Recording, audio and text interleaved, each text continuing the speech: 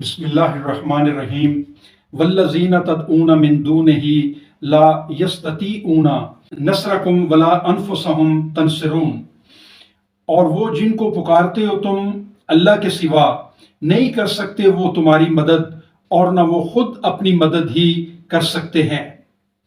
یہ سورہ الاعراف کی آیت نمبر 197 ہے جو میں نے آپ کے سامنے تلاوت کی ہے۔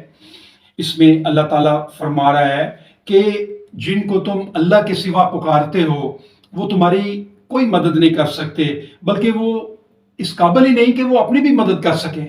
ہم ہر نماز میں اللہ تعالیٰ سے مدد مانگتے ہیں اور قرآن پاک کے تمام احکامات کے اوپر عمل کرنے کا عہد کرتے ہیں، اور یہ ہر مسلمان اپنی ہر نماز میں یہ اللہ سے دعا مانگتا ہے۔